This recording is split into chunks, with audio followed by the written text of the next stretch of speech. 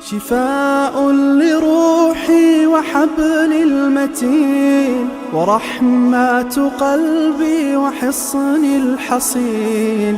شفاء لروحي وحبل المتين ورحمة قلبي وحصن الحصين.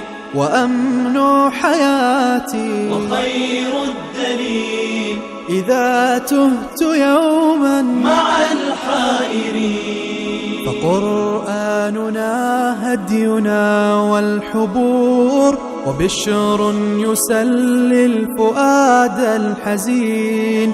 وفي الليل عند احتلاك الظلام سيبزغ منه الضياء. أعوذ بالله من الشيطان الرجيم. بسم الله الرحمن الرحيم. الحمد لله والصلاة والسلام على رسول الله وعلى آله وصحبه ومن والاه. أما بعد. Hürmetli kardeşler, biz bugün Sure Bakara'nınki 277. ayeti keldik. İlgirki ayette Allah Subhanahu ve Taala nafiqa, sadaqat, yaxshilik yo'llariga pul xarjlash haqida kelib, bu ta'limotlarga bo'ysunmay haram qilgan jazonilarninki chek-chegirsin halq o'tgan, Allohdan bu qadar nasihat uchuqlimi kelgandan keyin yana bu haromga qadam og'anlarninki kuffar, kaffar, athim deb sifatlangan shakldagi ogohlantirishi kelgandan keyin endi ma oyatda bizga mu'minlarning ahvoli, iymonning halovati va uning erishadigan ajrini bizga eslatib davotidi. Amaliyotda mazmuntaha oxirlashmoqlik, jazonining, nafaqatning iqtisodga munosabatli mazmuntaha oyoqlashgani yo'q. Innallazina amanu va amilus solihat va aqamus solata va atuz zakata lahum ajruhum 'inda rabbihim va la xawfun 'alayhim va la hum yahzanun. Ya'ni iymon etgan, yaxshi ishlarni qilgan, namozni ado qilgan, zakat berganlarning ajri Robbining qishida. Ham bu yerda iymon etganlar, yaxshi ishlarni qilganlar, namozlarni ado qilganlar, zakat berganlar haqida biz ilgiriki mushu mazmundagi chiqqan oyatlarda so'zlagan bo'lg'ach qayta takrorlab o'tirishning hojati yo'q. Ammo yana diqqatimizni tortadigan so'z, mazmun ajruhum, bularning ajri degan kalima diqqatimizni tortadi. Ya'ni ajr deganlik sen hech narsaga ega emas, sen faqat tirishchanligingni ishlatib emgak qiluvchi xolos. Chunki sen Allohning maxluq bo'lgan mingni ishlatib, Alloh bergan energiya, kuch-quvvatga tayanib, Alloh bergan imkoniyat va Alloh yaratgan maxluq, Allohning maxluq bo'lgan moddalarga emgak sarf qilib natija yaratsa, bir ishlagan bo'lsa. Bu yerda insonning egoladigan narsa faqat va faqat emgaki. Shu inson emgakka xolos ajr oladigan narsa. Hayotda insonning mening deydigan hech nimasi yo'q. Illoki emgaki va emgak uchun ajr oladi. Hayotdagi ajr degan so'z balkim bizga shuni eslatsa kerak. Masalan, biz bir shirkatda ishlagan bo'lsak, bir misol olsak, shirkat bergan uyda o'tiramiz, shirkat bergan mashinadan foydalanamiz, shirkat bergan moddalar yoki imkoniyatlardan foydalanib bir mahsulot ishlab chiqaramiz yoki bir xizmat qilamiz.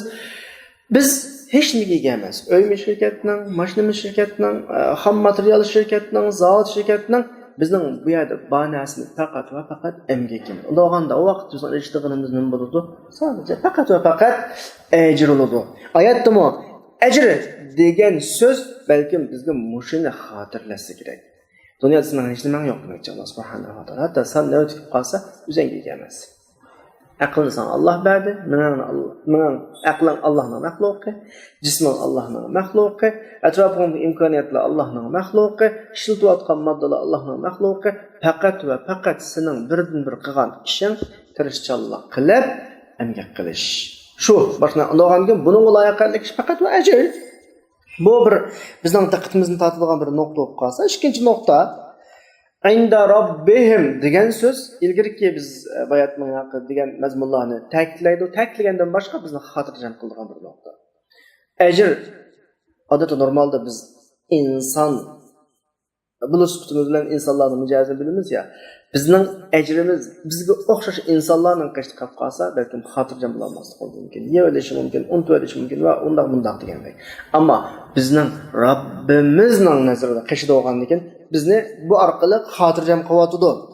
Sen yo'qdan paydo qilgan bugungi qadar mushu holatingga kelishga hammasiga sana mushuni ta'minlayotgan zotning qishda bo'lgandan keyin bizning hech qanday bir andishimiz qolmaydi. Bu mazmun oyatning oxirida ham gavdinadiki wala xawfun alayhim wala hum yahzanun. Hech ansirash olmaydi. Na o'zini ansirmaydi, yoki boshqalarni ansirmaydi. Wala yahzanunki kin oqibati uchirgan natija ularni aslo bearam qilmaydi. Bu xil mu'minlarni demakchi. Yani ondan keyin mazmun davom qilyapti. Yani şu cezanı hakkında ketayotgan ya iqtisod, pul, muomala haqida 278 oyatda asli mazmunga qaytib ya ayyuhallazina amanu taqulloha va zaru ma baqiya minar riba in kuntum mu'minin. Ey mu'minlar, Allohdan qo'rqinglar va qilib qolgan jazoni shu yerdan qo'yinglar, haqiqiy mu'min bo'lsanglar. Bu oyatning tarjimasi oyatning mazmuniga kirishdan ilgari qarindoshlarimiz deb qo'yilgan bir nuqta bor. Ya'ni qachon Qur'on Karimda ey mu'minlar deb xitob qilganini ko'rsak, bu yerdan shuni tushunishimiz kerakki, Alloh subhanahu va taolo har doim bizga o'zidan tuzgan to'xtamimizni eslatib sizlar meni iloh deb shendanglar deyapti Alloh subhanahu va taolo. Men bilan iymon to'xtamiga kirdinglar. Meni hakim, qodir, aziz deb shendanglar. Sizning menga ibodat qilganingizning menga hech foydasi yo'qligini bilasizlar. Ibodat qilmasanglar menga zarar bo'lmaydiganligini bilasizlar. Sizlar mushnoqlarning hammaga ishondinglar. Ya'ni biz kelishdik demakchi Alloh subhanahu va taolo. Sizlar menga ishondinglar. Anda bo'lgandan keyin quloq solinglar. Men sizlarga tuvandagi vazifalarni qanaqa qilmoqchi, buyurmoqchi degan bu boshqa narsa emas. Ya ayyuhallazina amanu Qur'ondagi har qanday ya ayyuhallazina amanu dan keyin Alloh subhanahu va taolo bizga cho'qqum bizning Alloh bilan tuzgan iymon to'xtamimizning ro'yiga asosan bir ishlarni qanday qilmoqchi, buyurmoqchi. Yana buningdan ikkinchi bir bizning oladigan mazmunimiz qarindoshlar. Her taklifatning oldida ko'p hollarda o'sha ya ayyuhallazina amanu orqali eslatib ya. Buningdan biz bir narsani qayta o'ylanib baqishga tegishli. Ya'ni ko'p hollarda ba'zi qarindoshlarimiz Alloh bizga buyurgan ishlarning illat, hikmatlarini o'rtaga chiqarishga tirishadi. Bu yaxshi ahvol. Mesela namazdan anda faydası var, manda faydası var, Ramazan oruçdan manda faydası var, onun manda faydası var. Çok şükür haram manda ziyalık olğaçqa haram manda ziyalık. Doğru. Çok mutlaka hikmet olmasa Allah bunu bizga buyurmaydı. Allah hakim zat behude iş qilmaydi. Allah buyurganda bir hikmet var ve tosqanda bir hikmet var. Ama bizning ideyimiz, fikrimiz Allah'ın buyruğu yüzünüş ve çeklemesinden yeniş ta onun illet, hikmetleri bağlanmasından Allah ile boğan iman toxtamımızga bağlanmış gerek. Yani biz Allah'a iman etkanlığımız için, Allah bize namaz oku diyenlikimiz için namaz okuşumuz gerek. Bunun nurgun hikmetleri var. Biz bildiğen ve bilmeydiğen. Allah zakat be diyenlik için zakat verişimiz gerek. Ve bunun alemçi hikmetleri var. Biz bildiğen bilmeydiğen. Çoşku kişi haram diyenlik için onu taşışımız gerek. Nurgun hikmetleri var. Bildiğen bilmeydiğen. Haram diyenlik için, Allah diyenlik için taşışımız gerek. Ve onun ziyanlarını bilsek de, bilmesek de. Eğer mesele haddin sel eşit, zaten kelgen her hüküm, her buyruk, her çekleme hikmetiyle illetlenir. Zaten hikmetini bilmesek bo'lmaydi degan ideya kalımızı o'rnab qolsa, eğer onun hikmetini bilmesek, xuddi shu hukm kuchga ega emasdek, uni ijro qilmasakmi bo'ladigandek bir havo shakllanib qoladi. Bu bir xatolik, og'ir darajada xatolik. Agar shu ahvol shakllanib qolgan ahvol ostida hikmetini bilmagan ishlarni biz kechiktirolmaymiz. Cho'shqirishning bugünkü zamanlarda tahlil qilish orqali qattiq ziyonliqligini ortaga chiqdi. Mushu ortaga chiqqan qadar buning biz nima uchun haromligini bilmadik, hikmatini hozircha yeb turli deyolmaymiz. Aroqmi shu va boshqa narsami shu? Faqat biz avvalo birinchi qadamda Allohga iymon etdik. Allohning bizning Robbimiz, ilohimiz ekanligiga ishonch qildik. Mushuning o'zi bütün vazifalarni, bütün buyruq cheklamalarni Alloh degan bo'yicha o'rinlashimizga yetarlik sabab bo'la oladi. Shunga ko'p ahvol ostida mushu ahkomlarning oldida Alloh subhanahu va taolo bu o'tirimizdagi munosabatni aslatib, ya ayyuhallazina amanu, ey menga ishonganlar, ey iymon etganlar deb aslatishning sababi bu bo'lsa kerak. Ondan keyin yana diqqatimizni tortadigan bir nuqta ilgariki darslarda deb o'tganmiz, burungi darslarda ittaqulloh, Allohdan qo'rqinglar degan bir ifoda buni tarjima qilamiz endi. Asli ittaqulloh degan ittaqu degan so'z saqlanish ma'nosini ifodalaydi arab tilida. Qur'oni Karimda bu ma'noda ittaqun nar, o'tdan saqlaninglar deydigan bir ibora bor. Ya'ni texmo inchikligan vaqtimizda ittaqu iboratini so'zini ishlatib bir narsadan ogohlantirgan vaqtda orliqni yiroqlashtirishni talab qiladi. İttaqun nar desa do'zaxdan qechinglar, saqlaninglar, orliqni yiroqlashtiringlar degan bo'ladi. Endi Allohga kelgan vaqtda ittaqulloh deb kelishi Allohdan bu xuddi yiroqlashinglar degandek tuyg'urda emasmi? Bu qanday tushunimiz bu yerda degan vaqtda asli ittaqu degan bir qat o'rtada parda qo'yish, saqlanish, orliq saqlash, yiroqlash degan ma'noda. Alloh subhanahu va taolaning jamol, rahmat sifatlari bor. Biz bu noktada durup Allah tarafı özümüzün atımız, şeriatın talebi bu. Allah'ın ki qahr, g'azab, büyüklük, ulug'luq sifatları bu. Biz bu noktada durup Allah'ın qahr, g'azablaridan qochamiz. Endi do'zaxmi Allah'ın qahr, g'azab sifatlarining ki bir ifodasi, bir shu qo'shonlardan qahr, g'azab qo'shonlaridan bir qo'shon. Ya'ni bu yerdagi ittaqun nar, do'zaxdan saqlaninglar, qechinglar bilan Allah'tan ittaqullah degan bu qurilmani kelish aqli xuddi Allohdan qachinglar degan ma'noni berishi. Dal Allohninki qahr, g'azab sifatlaridan qachinglar, o'zinglarni Allohning qahr, g'azabiga yo'lab turmanglar degandek ma'noni beradi. Buning qiliqi bir misol olsak, Alloh o'qitishdan pokdir, ammo biz masalani oydinlashtirish uchun misol elayotimiz, davom misol olsak, valillahil masalul a'la, qanaqdir bu yerda Allohga yoki aqida ishlarida bir narsani boshqa narsaga o'qitish maqsad emas, laysa kamislihi shay. Masalan, odatda biz o'zaro ijtimoiy paranglarimizda siz mening kulgunimga aldanmang, mening bir achchiqimda, shu achchiqimdan neri turing deb qo'ydi. Shu insonlar birisi-birisiga mo. Ya'ni bu ifoda nima bo'lsa, achchig'i keladigan ishlardan neri turish ma'nosini ifodalaydi. Bu yerdagi ittaqullohni shu Allohni g'azablantiradigan ishlardan yiroqlashish ma'nosini ifodalaydi.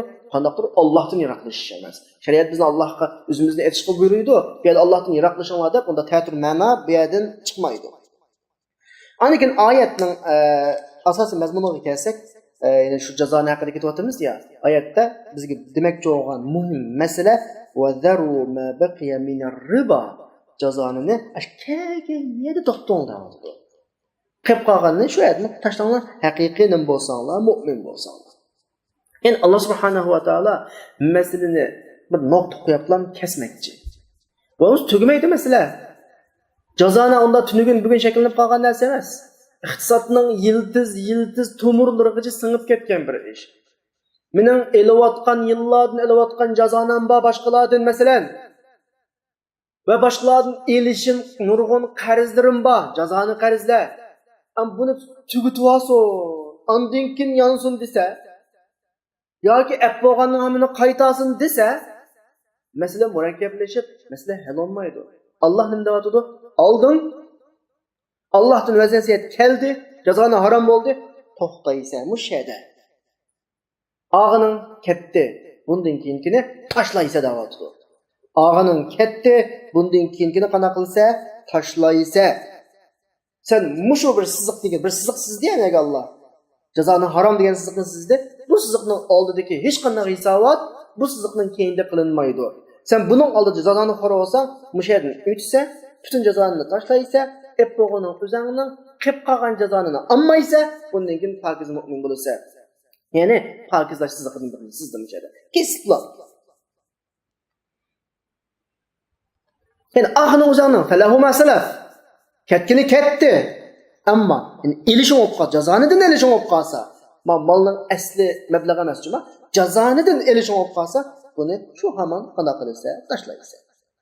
Herkesmo ya mening hayatım şunga qarashliqdi. O nurgun ilişin batdı demeyse çünkü cezanı haram boldu. Ağının mı ketdi, mavmu qana qildi, qip qaldı. Müşedlan meseleni kisse. Kep ayaqlaşmadı. 279. ayette mezmun dağılmış vatıda فَاِنْ لَمْ تَفْعَلُوا فَأْذَنُوا بِحَرْبٍ مِنَ اللّٰهِ وَرَسُولِهِ وَاِنْ تُبْتُمْ فَلَكُمْ رُؤُوسَ أَمْوَالِكُمْ لَا تَظْلِمُونَ وَلَا تُظْلَمُونَ.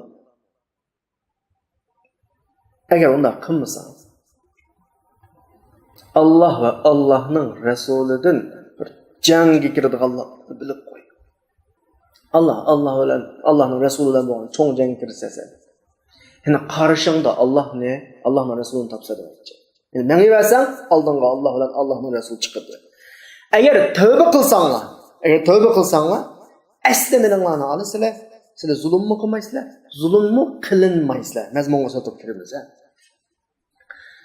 Endi ma oyat bizga mana bir nuqtani eslatdi. Balkim ko'p kishilar ya o'ylaydi ya o'ylamaydi bu masalani. Dünyadaki meyli siyasi sistemler, ya iqtisadi sistemler, şunu qurg'uvchilarning, yani bir bölük kişilerinin menfaatini qo'g'dash, asrash uchun o'tirib qo'yilgan bo'ladi.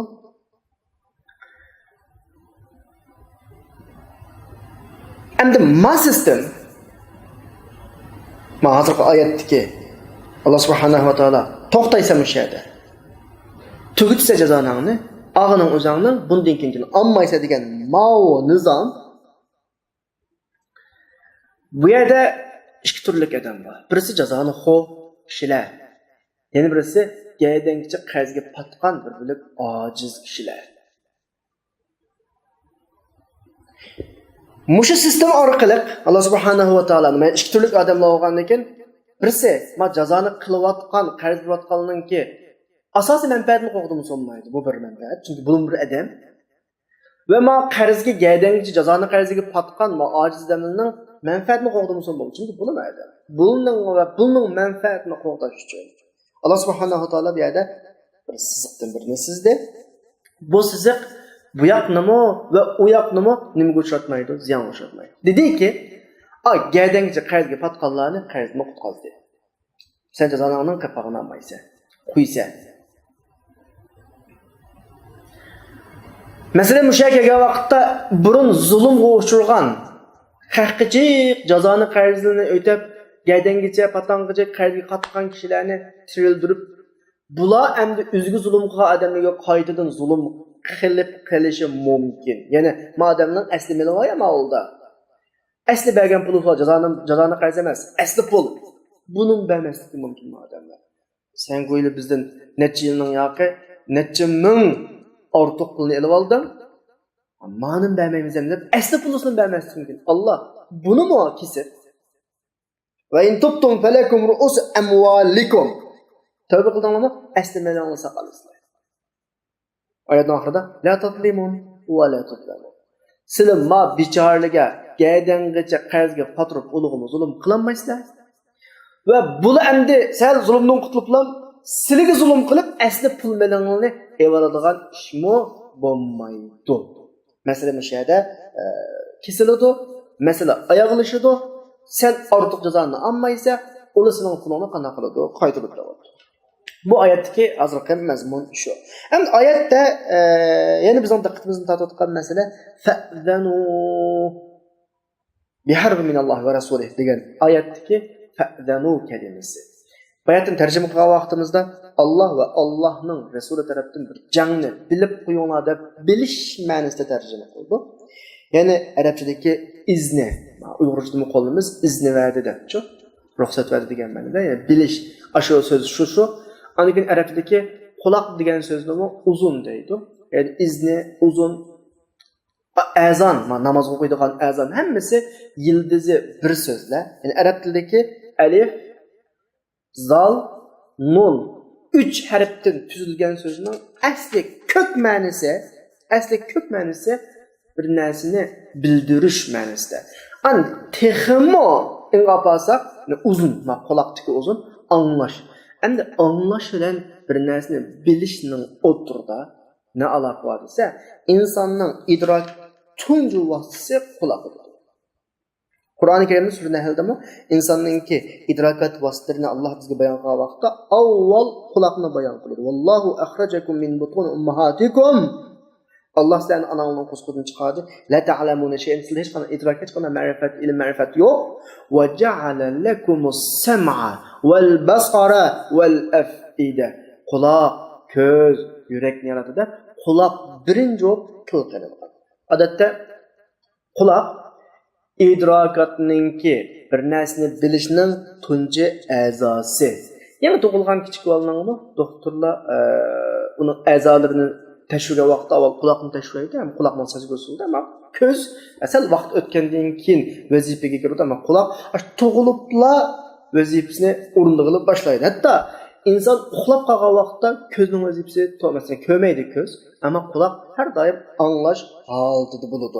Undan boshqa yana bu so'zning ma'nosiga texnik cho'nqur cho'ksak, sura Inshiqoqda va azinat li robbiha va huqqat.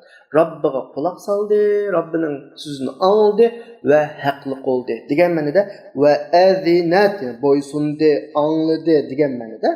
Ya'ni bu yerdan biz bildikki fa'zanu degan so'zning asli ma'nosi quloq orqali bir narsani anglash va bilish huquqini o'ziga oldi ekan. Undaganda fa'zanu bi harbin min Allah deganda Allah va Allohning rasuli tomonidan bir jangga kiradiganligini bilinglar degan ma'no ifodalaydi. Bu azroq so'z tadqiqoti qistirib qo'ydi.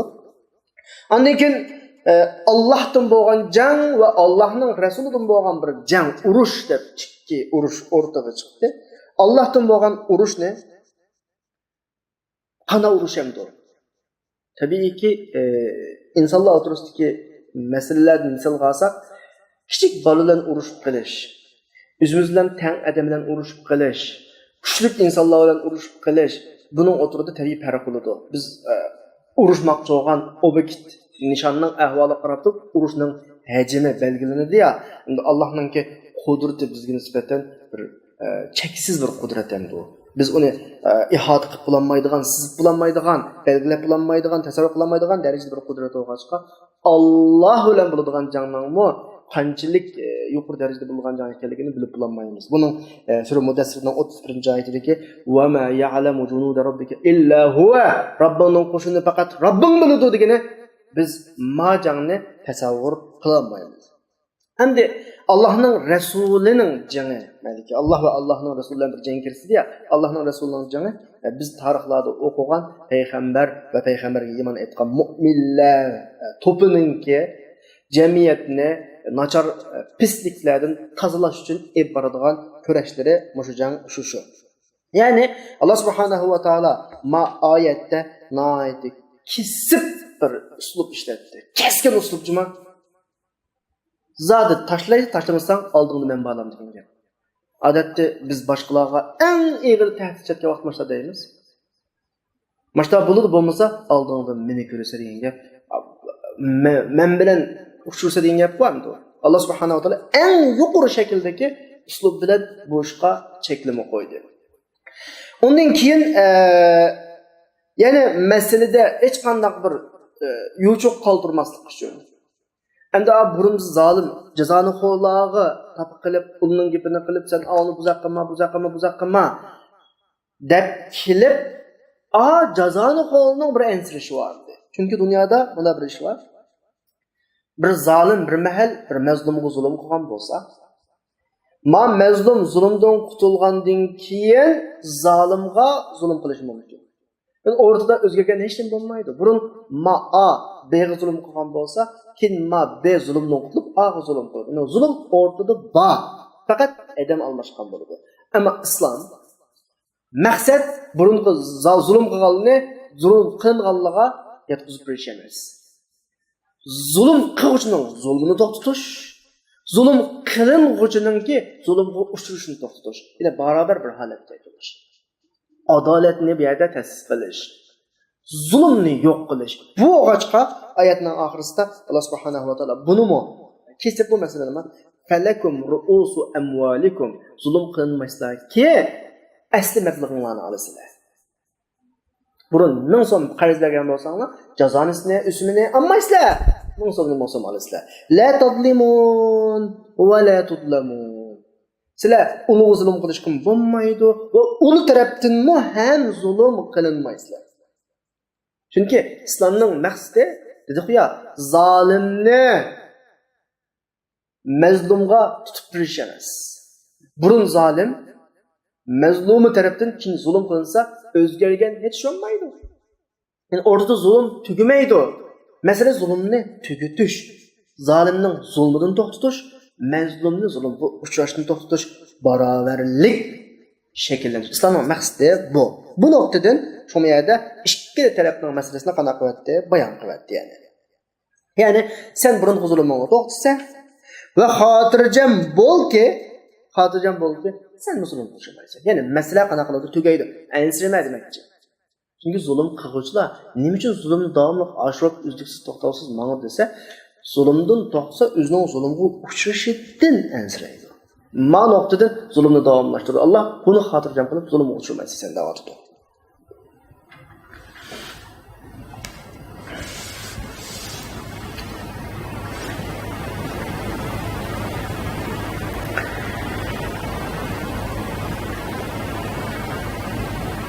Endi ko'pincha mayat oxirlashdi, keyingi oyatga keldik. Keyingi oyatni boshlashdan ilgari qo'shimcha muqaddim bir bo'lay. Alloh subhanahu va taolo qarz egalarini jazonisini o'zini olmaysa dedi. Tamommi? Pulingning asli mablag'ini olasan zodi dedi. Uni xotirjam qildi. Ammo ko'p hollarda mana bir ahvol shakllanadi shu jazoni Üsüm qarz berguvchi bilan qarz olg'uchining o'rtasida tamam o'simini olmasin, ammo qarz olg'uvchi ko'pincha hollarda patqoqqa petib, gaydangacha qarzga patgan ahvol bo'ladi. Hatto asli pulni qaytara olmaydigan bir hol bo'ladi. Chunki u qiyinchilikqa tushmasa, u darajada olmasa, unda yuqori o'sim bilan qarz olmaydi insonlar. Qarz olganlik uning bu darajada ahvolining bo'shliqi va o'simini o'tayman deb u pulning aslini yo'qotadigan bir holat shaklini ko'p hollarda. Ilgirki oyat Alloh subhanahu va taolo onini xotirjam qildi, ma'nini xotirjam qildi. Sen asli pulni olinsa dedi va sen o'simini bermaysiz, asli pulni berasiz dedi. Ammo oxirida qilib qoladigan ma'u asli pulni o'tayolmaydigan bir holat ko'p hollarda bo'ladi.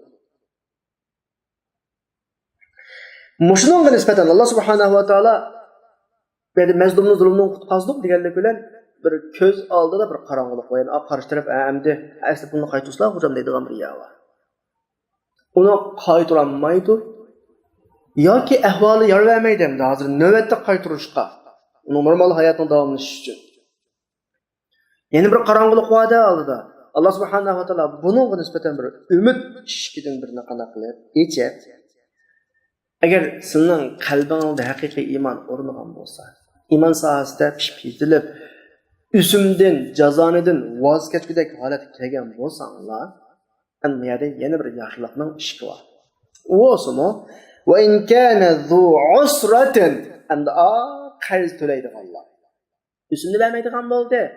Asli qarzning asli sommasini qaytaradigan bo'lgan-ya, ashulada qiyinchilik bo'lib qolsa, ya'ni pulni qaytara olmaydigan holat bo'lib qolsa, fanadiratun ila maysara. Ularning qo'l illikida bo'lib, sal hol ahvol yaxshilangan qadar bularni saqlab turinglar, kutinglar deydi. Buningdanmi yaxshi bir qadam yaxshi bor.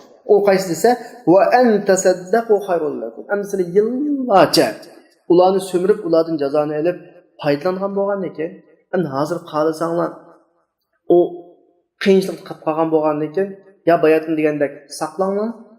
Bu bir yaxshilik yoki o'tib o'tinglar, bu sizlarga texnik. Yani hayrul lakum, bu sizlarga yaxshi.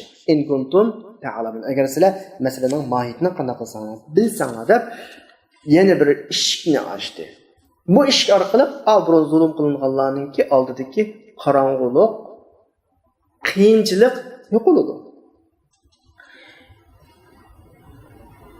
Yani mesela ikki xil bo'ladi. Qarz berguvchininki bu yerda talab qilinayotgan ishi ikki xil. Ya'ni qarz to'laguvchi, qarzdor qiyinchilikda, ahvoli nachar sharoit bo'lib qolsa, to'layolmaydigan vaqt kelguncha saqlaydi.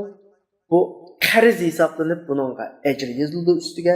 Shu Allohga go'zal qarz berilgan bobga bu kiradi. Yoki bo'pti, bayatın deganimizdek o'tib etdim deb o'tib o'tdi. Bu uning nisbatan sadiqa, yaxshilik yo'llariga pul sarf qilgan bo'ladi. Endi mushakaga vaqtda men bir gapni deb qo'yay. Qarzning ajri sadiqining ajridan bakroq ko'p bo'lish ehtimoli bor. Nishqa? Chunki sen birovga bir yaxshilik qilib, bir sadiqani qilgan vaqtingda, sadiqani bergan vaqtingda, shu bergan vaqtingda yurgan azroq tortishib bir o'tishing mumkin. Ba'dan qulog'ingdan chiqib ketdi, umiding uziladi, balkim ertesini tortib unutib ketsa. Savobni bir qitim olding, ketdi, tugadi. Ammo boshqalarga qarz verding, boshqalarga elishing va qiyinchilik bo'lganlik uchun uni sen saqlayotsa deganlik sening yurgan davomli shu pulga bog'liqlik bo'ladi. Sana shunday pul lozim bo'lsa, shu pul esingga keladi. Uning qiyinchilik ekanligini ko'rib, sen bo'ldi, sabr qilay, to'xtab turay deysan. Mushlarning hammasi har doim seni ma'lum darajada qiynaydi. Sen buningga sabr qilsa, sen go'zal qarz bergan bo'lsa, sening ajring hassalab yashaydi. Endi qarz to'lug'ichi, qarzdorga kelsak, qarzdorning ikki xil bo'ladi. Yani qarz to'layolmagan hozirgi o'zurlik qarzdor. Birisi haqiqiy o'zurlik, uning zoti to'lugidek bir narsasi yo'q. Buningga yuqori deganimizdek saqlash kerak. Yoki o'tibasi yaxshi. Yana bir qarzdor, yana bir o'zurlik, yolg'on o'zurgan, yolg'onchi yani. Onunda to'lugidek bir narsa bor, ammo uni keyniga so'zib, keyniga tortib, shu puldan foydalanib, uni qilib, buni qilib tijoratdagi ishlatyapti. Bu zalim bo'ladi. Bu zalim bo'ladi. Endi yuqorqi qiyinchilik bo'lsa saqlash yoki o'tib o'tish kimga qarab bo'ladi? O'sha haqiqiy o'zurlik kishiga bo'ladi. Mana bir taraf bor qarindoshlar, sinab baqsanglar bo'ladi. Sizlar bir qarz egisi, birisiga qarz berdinglar. Mu'minning qalbi sizdir. Sizning yurganlar shu qarzni qaytirib elish istiki davomli qo'zg'alib turadi. Digingli keladi. Mapulni basulti, qayta sulti deydigan bir narsa sizni davomli qana qilib turadi, qo'zg'ab turadi. Ya'ni sizlar huzurli emas. Bilinglarki, qarish taraf ko'p hollarda yolg'on o'zurlik chiqadi. Ammo haqiqiy o'zurlik bo'lib, qarish taraf zada hozir pulni qaytarib olgandek holi yo'q. Pul qaytarib olgandek holi paydo bo'lgan hamon bu pulni sizlarga qaytarib o'tish niyat bo'lib qolsa, yani ikki xil ahvol bo'ladi. Birisi sizning qalbingizga huzur topadi. Qalbingizga huzur topadi. Ya'ni sizlar tapqanda bir deydigan bir xil huzurga Alloh tarafidan erishsizlar. Bu buning belgisi. Yana birisi uzunga qolmay o qarzni qaytaradi. Chunki payg'ambar alayhisalom bu masalada kesin hukm chiqardi. Kim kishilarning pulini oldi, qaytarish niyati bilan olgan bo'lsa, Alloh unga yordam berib uni ado qilib qaytaradi. Ammo hajlivelish va boshqa yomon niyatlar olgan bo'lsa, Alloh uni vayron qiladi. Agar madam shu qarzdorning niyatida qarzni qaytarish niyatlan bo'ladi ekan, cho'qim onunğa Allah subhanahu wa taala qarzını qaytırış yollarını qolaylıqlaştırıb turdu. Amma niyetidən məsul olub qalıb, işlətib alay ya, işlətib turay ya, onu bayalğan degan tuttusun ya dese Allah qolaylıqlaştırmaydı. Gündün günge yolları qana qılıdı, qiyinşiydi. Resulullah'ın hayatında bir iş olğan, bir kişi ölüp ketdi. Üstüde qarz varken Resulullah qarzdarlığını bilgəndən keyin sahabelərə namaz oqunma dedi. Yani özü oqumudu, sahabelarını oquşqa buyurdu.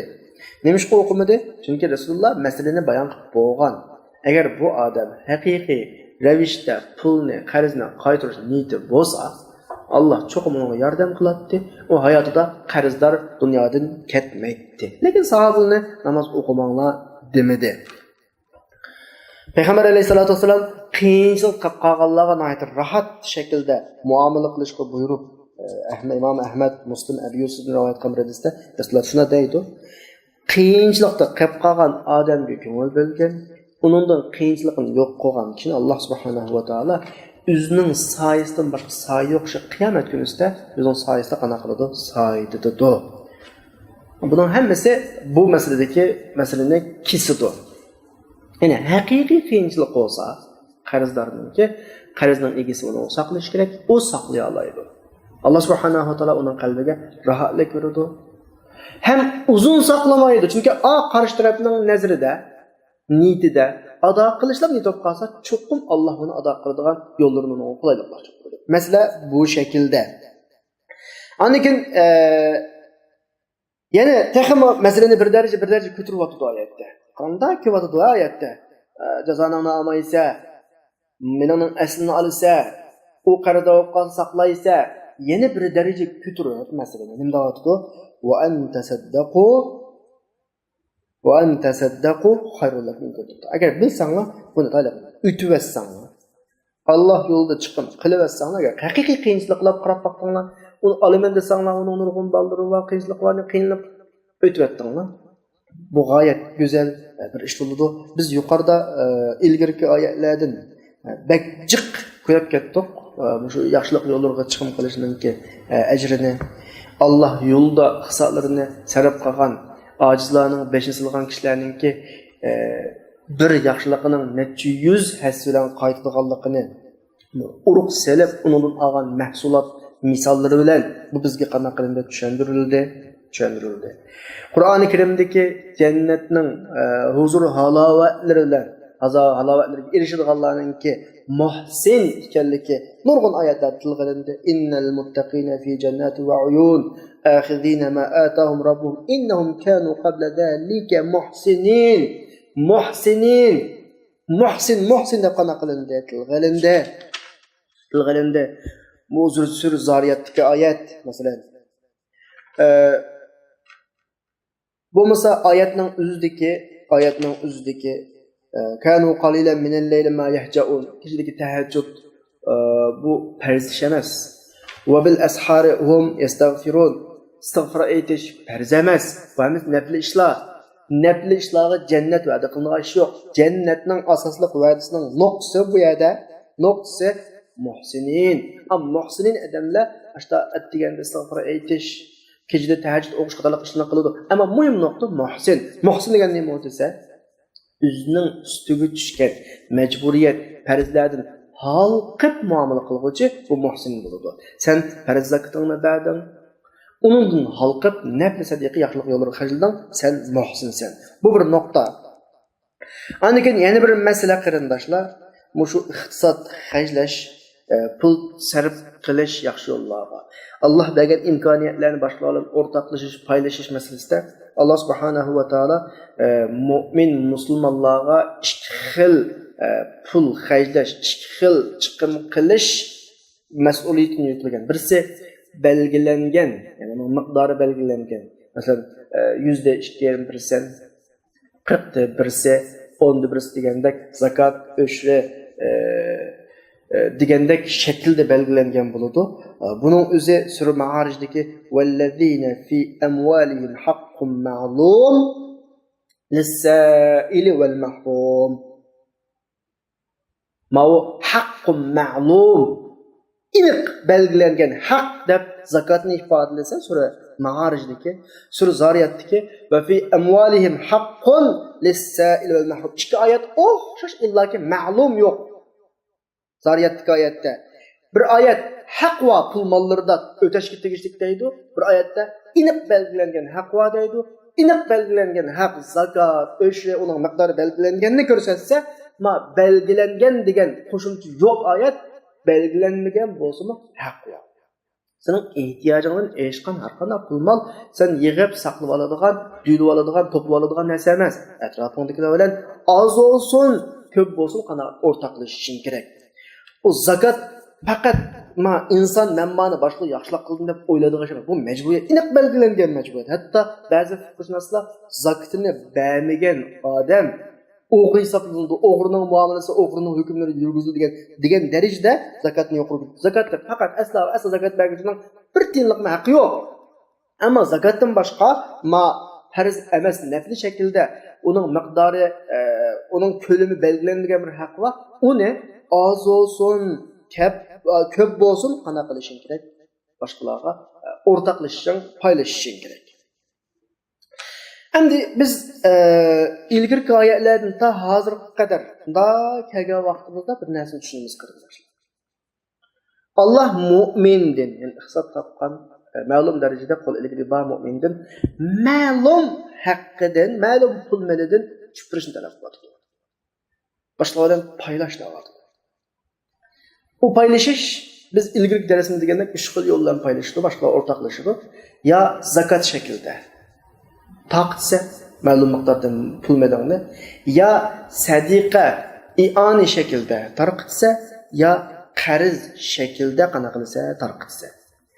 Endi qarz tarqitsa degandan keyingi oyatda men jazonini harom qildim.